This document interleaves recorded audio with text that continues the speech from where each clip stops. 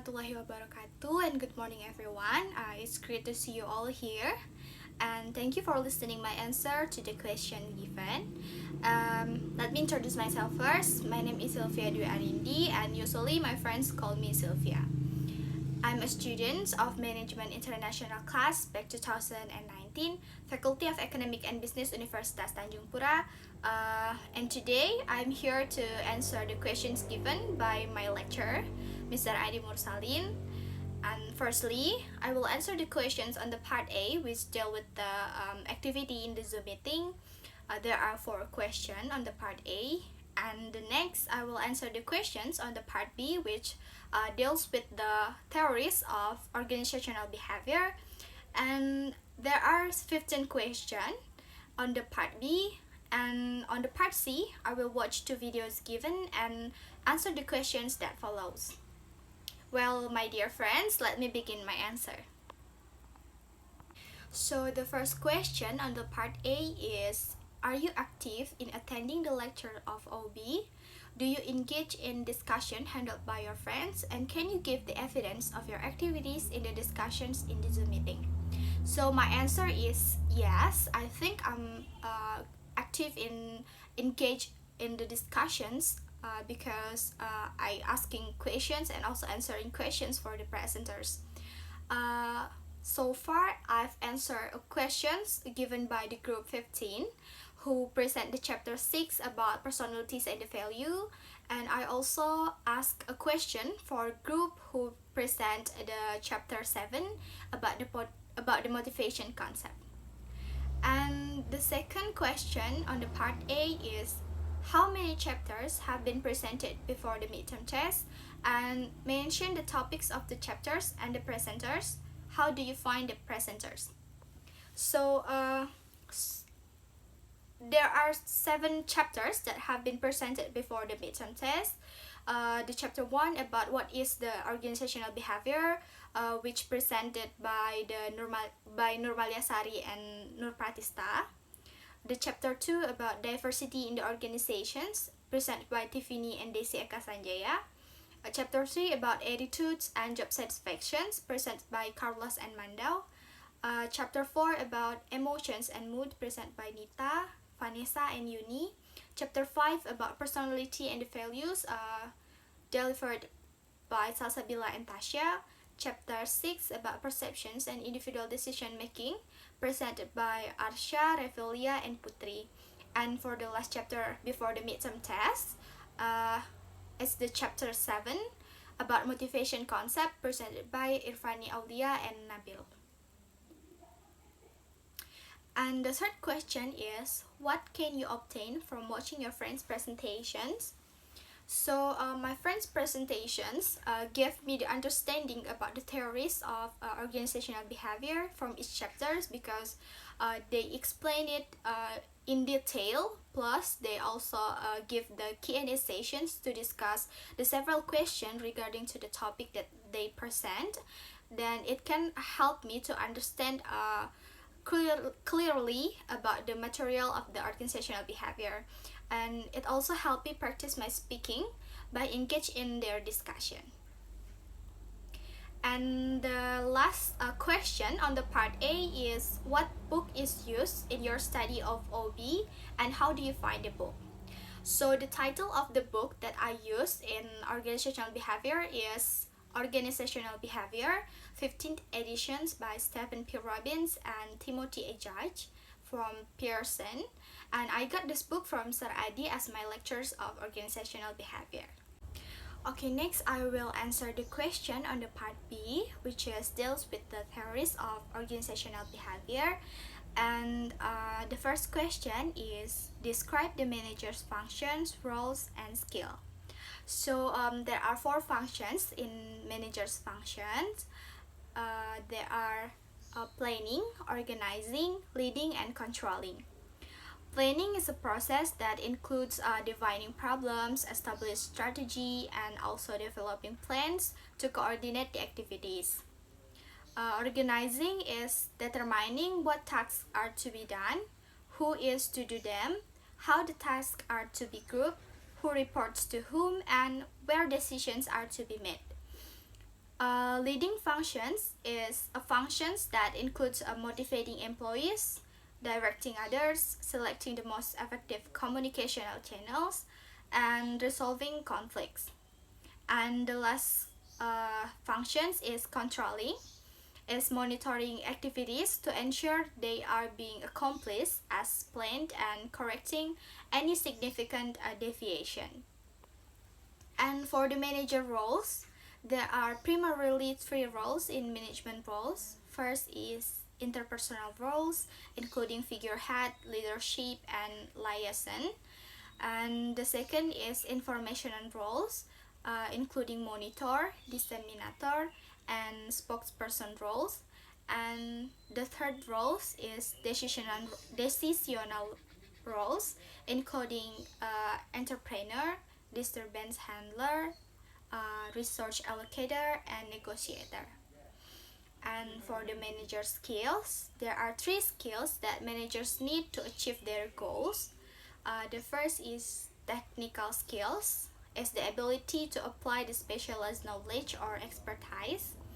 And the second is human skills, which is the ability to work with, understand, and motivate other people, both individually and in a group.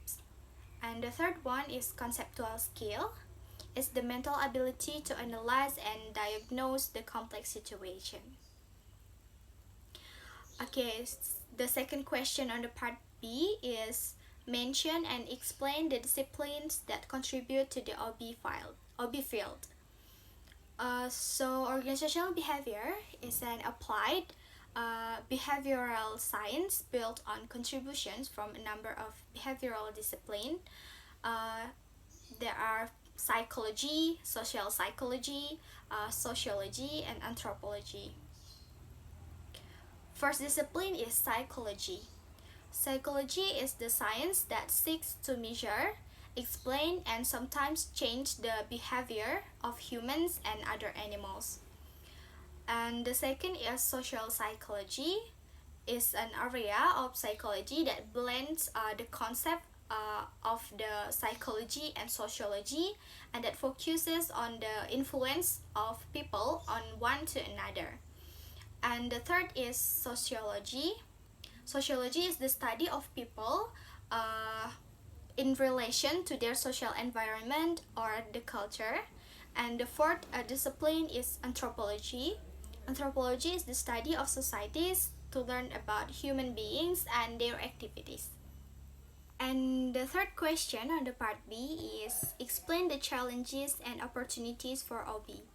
So there are several challenges and opportunities in OB, like responding to economic pressure, responding to globalizations, managing workforce diversity, improving customer service, and improving the people skill, stimulating the innovation and change, coping with the temporariness, working in network organizations, helping employees balance work-life conflicts, creating a positive work environment, and also improving ethical behavior. And the next question on the part B is how do you manage the workforce diversity? So we can manage the workforce diversity by implementing the diversity management strategies, such as attracting, selecting, developing, and retaining the diverse employees. And we can also implementing effective comprehensive workforce program. And attracting is one of the method of enhancing workforce diversity, is to target recruiting message to specific demographic groups underrepresented in the workforce. This means placing advertisement in publications geared towards specific demographic groups, such as recruiting at college, university, and other institutions with significant number of underrepresented minorities. And also forming partnership with association like Society for Women Engineers or Graduate Minority Business Association.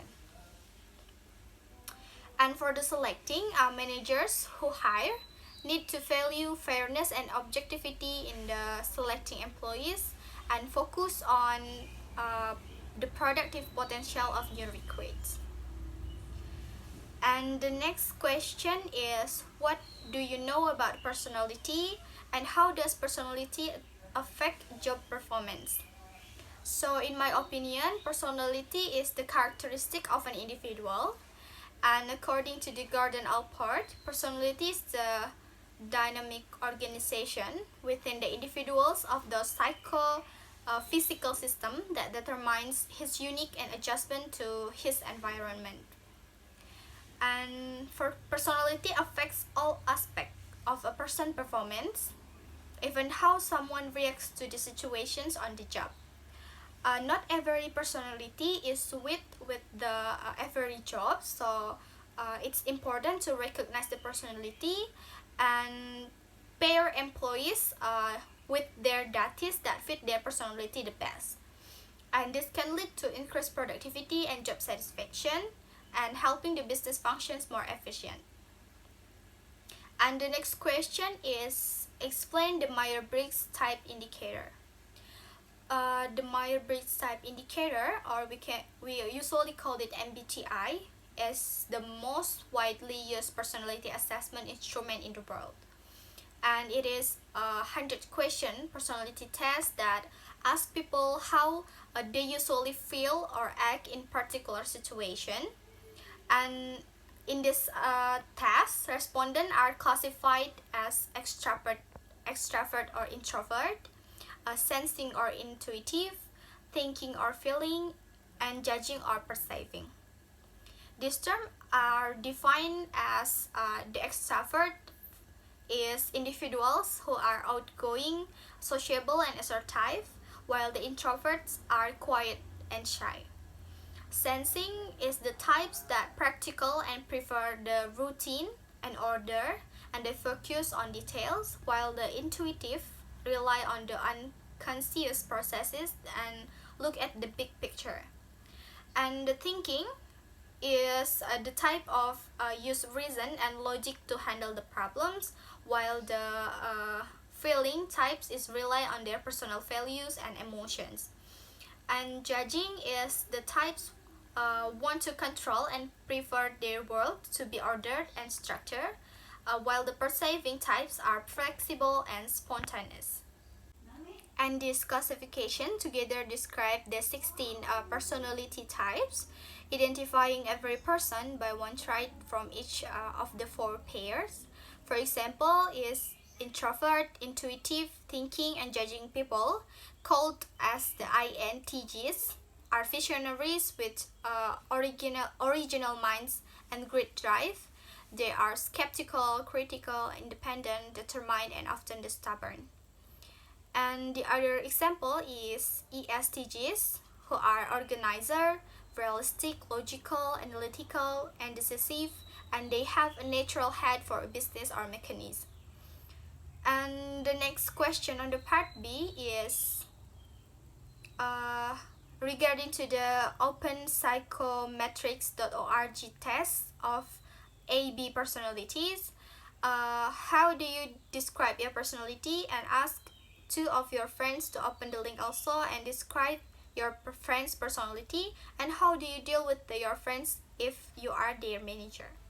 So after I open this web and I also do the personality test, my personality result is type B. I typically work steadily, I enjoy the achievement, but not really ambitious, and not easy to become stressed when I'm not make it. And when I face the competitions, I don't really mind if I'm lost, and I often hard to manage my schedule, and also sometimes I'm less motivated when doing something that I think it's difficult for me.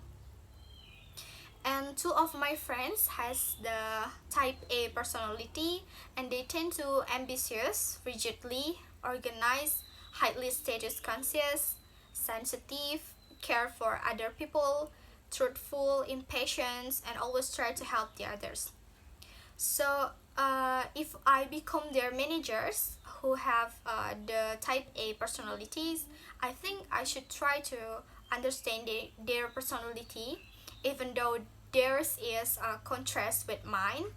Uh, it might be challenging to manage, but I think if we can understand one another, it can make our job easier. Because for me, they are ambitious and hardworking type that will make a job easier and finish earlier.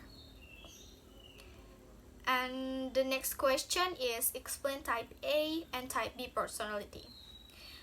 The theory describes a type A personality as individual as the ambitious, rigidly organized, highly status conscious, can be sensitive, care for other people, truthful, impatient, always try to help others, take on more than they can handle, and they also want other people to get to the point, proactive and obsessed with the time management.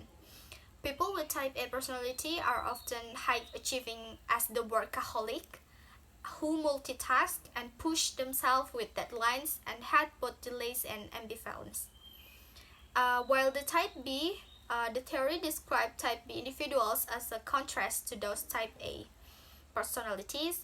People with type B, by definition, generally live at the lower stress level and typically work steadily, enjoying achievement but not becoming stressed when they are not achieved it. And when faced the competitions, they do not mind losing and either enjoy the game or back down. They may be creative and enjoy exploring ideas and concepts, and they are often reflective, thinking about the outer and inner worlds. And furthermore, type B personalities may have a poor sense of time schedule and can be predominantly right-brained thinkers. Okay, the next question on the part B is what do you know about type D personality? I think type D personality is more likely a skeptical personality. Uh, a type D personality takes a slower, easier path towards their works and life in general. They seek security and longevity on the job, and they are very happy doing a repetitive task. Because the repetitive task allows them to become very skilled in what they do. Likewise, they won't like if the rules change a lot, as that's contrary to their desire to minimize change and stick with they know words.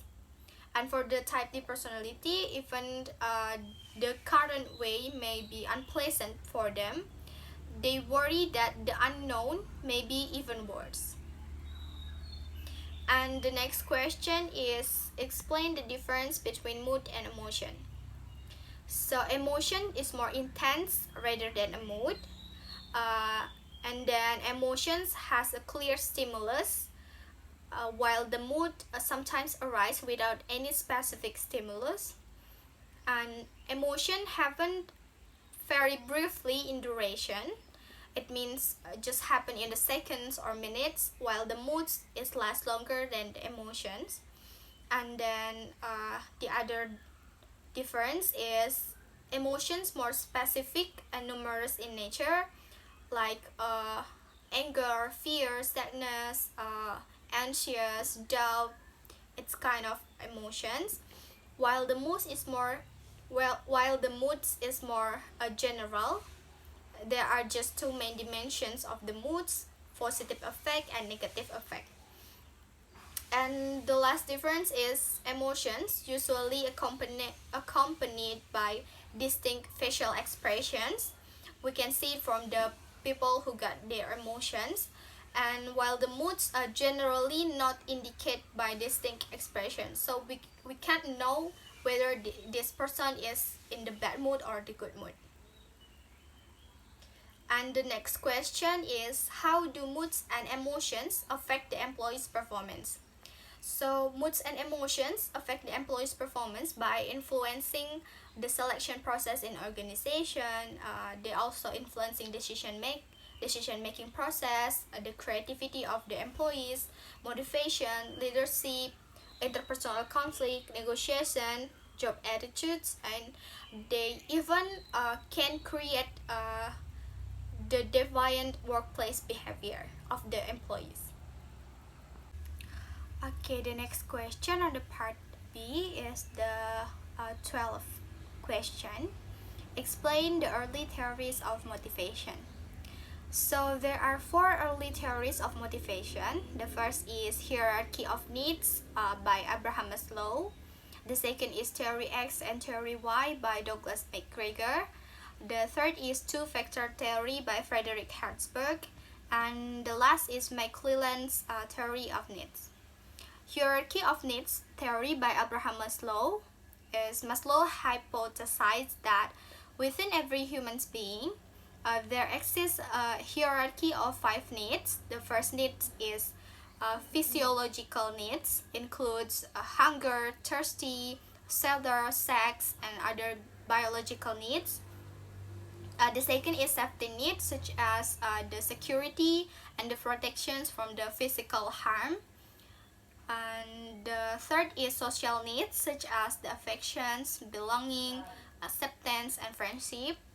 And the next is the fourth needs is esteem needs.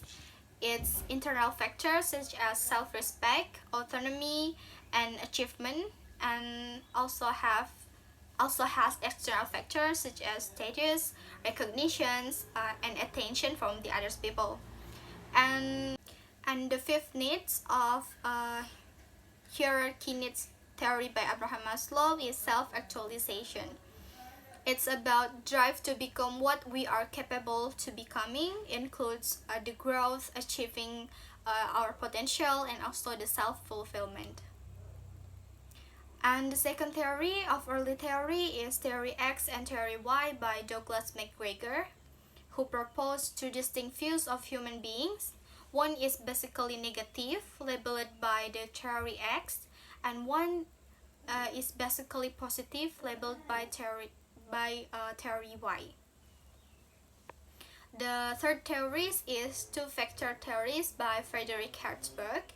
It's a theory that relates intrinsic factors to job satisfactions and associated extrinsic factors with dissatisfactions, also called motivations hygiene theory. And the last theory of the early theories of motivation is McClelland theory of needs. McClelland theory of needs was developed by David McClelland and his associates. It looks at three needs. The first is need for achievement, second is need for power, and the third is need for affiliation. And the next question is question number 13 on the part B is what do you know about equity theory, reinforcement theory, self-efficacy theory, and goal setting theory? So equity theory is a theory that says that individuals compare their job input and outcomes with those of others and then respond to eliminate any inequities. And reinforcement theory is a theory that says that behaviors is a function of its consequences. And self-efficacy theory is an individual believes that he or she is capable of performing a task. And goal setting theory is a theory that says that specific and difficult goals with feedback lead to the higher performance. The next question is question number 14 is to give the explanations of motivations and ways to motivate students in English language learning.